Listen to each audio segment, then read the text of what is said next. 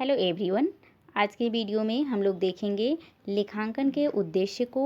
और previous video में मैंने आप लोगों के साथ डिस्कस किया था कि लेखांकन क्या है, और जब हम किसी भी बिजनेस का या किसी भी संस्था का जब हम अकाउंटिंग करते हैं तो उसमें हम लोग कौन कौन से स्टेप को फॉलो करते हैं। तो इन सारी बातों को मैंने प्रीवियस वीडियो में बताया था। अगर आप लोगों ने उस वीडियो को नहीं देखा है तो आप हमारे चैनल पर जाकर उस वीडियो को देख सकते हैं। तो चलिए आज हम स्टार्ट करते हैं आज की क्लास को। तो देखिए, लेखांकन का क्या उद्देश्य है, लेखांकन हम लोग क्यों करते हैं, लेखांकन करने का कुछ ना कुछ ऑब्जेक्टिव तो होगा। तो देखिए, सबसे पहला ऑब्जेक्टिव है वह क्या है कि लेखांकन जो है वह रिकॉर्ड को बनाए रखता है।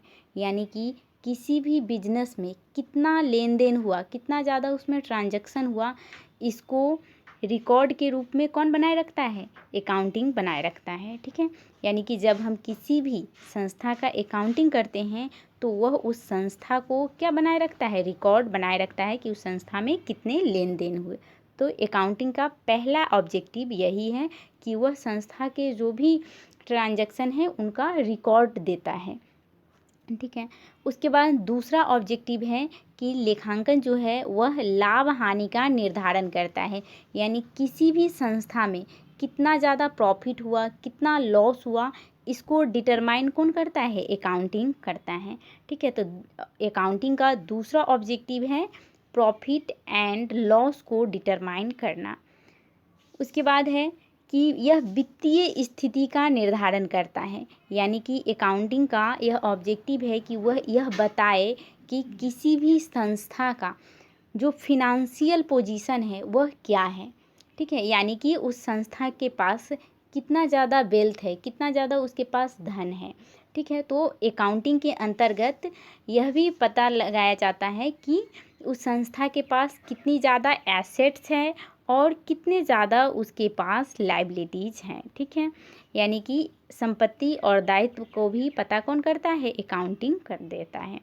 ठीक है, उसके बाद चौथा ऑब्जेक्टिव है कि अकाउंटिंग जो है वह निर्णय लेने में प्रबंधन को सुगम बनाता है। अब देखिए, अकाउंटिंग के अंतर्गत अभी तक हम लोग क्या देखें कि अकाउंटिंग जो है वह हमें प्रॉफिट एंड लॉस की भी जानकारी देता है, साथ ही वह संस्था के, ठीक है, साथ ही वह संस्था के फिनांशियल पोजीशन को भी बताता है। ठीक है, फिनांशियल पोजीशन को भी बताता है। तो इन दोनों की सहायता से जो मैनेजमेंट है उसको बिजनेस से रिलेटेड जो भी डिसीजन है वह लेने में क्या होती है, सुविधा होती है। तो अकाउंटिंग का यह ऑब्जेक्टिव है कि वह प्रबंधन को निर्णय लेने में भी क्या करता है, मदद करता है। उसके बाद इसका लास्ट ऑब्जेक्टिव है कि जो यूजर हैं, ठीक है, जो बिजनेस के यूजर हैं, उनको लेखांकन क्या करता है, जानकारी प्रदान करता है कि उस बिजनेस का कितना प्रॉफिट है, कितना लॉस है, या फिर जो बिजनेस चल रहा है उसका मार्केट में पोजीशन क्या है, इसको भी कौन बताता है, लेखांकन बतलाता है। तो यह यूजर को एक जानकारी प्रदान करता है। ठीक है, तो यह आप लोग का पांचवा ऑब्जेक्टिव था। ठीक है, तो आप लोग के एग्जामिनेशन में इस तरह से क्वेश्चन आते हैं कि लेखांकन क्या है और लेखांकन के उद्देश्यों को लिखिए। ठीक है, तो आप लोग लिख सकते हैं। मैंने प्रीवियस वीडियो में आप लोगों के साथ डिस्कस किया था कि अकाउंटिंग क्या है, और आज के वीडियो में आप लोगों ने देखा कि अकाउंटिंग के कौन कौन से ऑब्जेक्टिव होते हैं। ठीक है, तो चलिए एक बार हम फिर से इसको देख लेते हैं। देखिए, लेखांकन का सबसे पहला ऑब्जेक्टिव है कि लेखांकन जो है वह रिकॉर्ड को बनाए रखता है। ठीक है, यानी लेखांकन का उद्देश्य क्या है, रिकॉर्ड को बनाए रखना। दूसरा है लाभ हानि का निर्धारण करना। तीसरा है वित्तीय स्थिति का निर्धारण करना। चौथा इसका ऑब्जेक्टिव है निर्णय लेने में प्रबंधन को सुगम बनाना। यानी कि किसी भी तरह का डिसीजन लेने में प्रबंधन की, यानी जो मैनेजमेंट है उसको सहायता करता है। ठीक है, सहायता करना। उसके बाद पांचवा इसका ऑब्जेक्टिव है कि जो यूजर हैं, बिजनेस के जो भी यूजर हैं, उनको लेखांकन से संबंधित जानकारी प्रदान करना।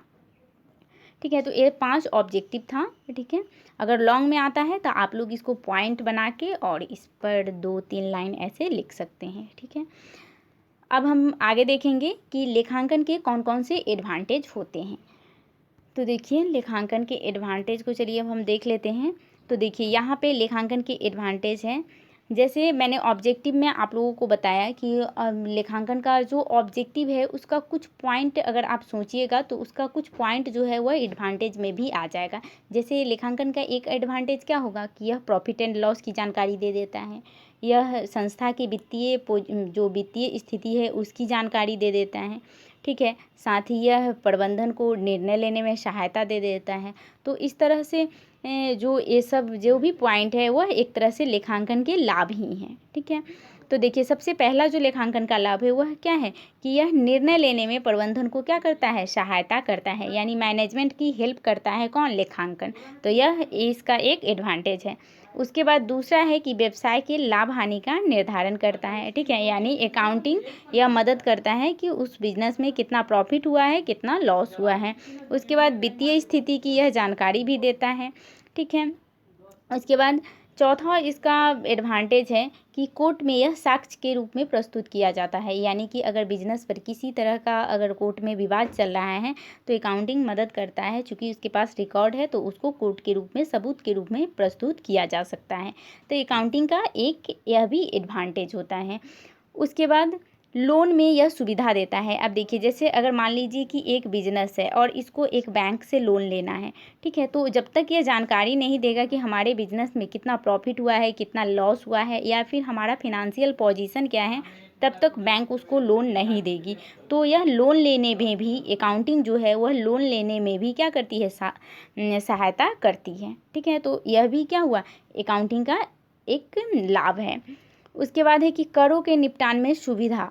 अब देखिए जैसे कि मान लीजिए कि अगर टैक्स पे करना है, ठीक है, तो वो टैक्स पे करने के लिए हम लोगों को क्या पता होना चाहिए कि आखिरकार उस संस्था ने कितना पैसा अर्न किया है, क्योंकि पैसा पे ही क्या लगता है, टैक्स लगता है। तो अगर हम लोगों को किसी भी ऑर्गेनाइजेशन का अगर लेखांकन अगर हम लोग कर लेते हैं तो उससे पता चल जाएगा कि संस्था के पास कितनी इनकम है, तो उसके आधार पे हम लोग क्या दे सकते हैं, टैक्स दे सकते हैं गवर्नमेंट को। तो यह टैक्स देने में भी गवर्नमेंट की मदद करता है कौन, लेखांकन। तो ये सारे जितने भी पॉइंट थे ये सब क्या है, लेखांकन के एडवांटेज हैं। आई होप कि आपको समझ में आया होगा लेखांकन के उद्देश्य और लेखांकन के क्या क्या लाभ हैं, ठीक है। तो ये थी आज की हमारी क्लास। आपको ये क्लास कैसी लगी आप कमेंट करके ज़रूर बताएं। तो अब हम मिलेंगे नेक्स्ट वीडियो में, तब तक के लिए थैंक यू वेरी मच।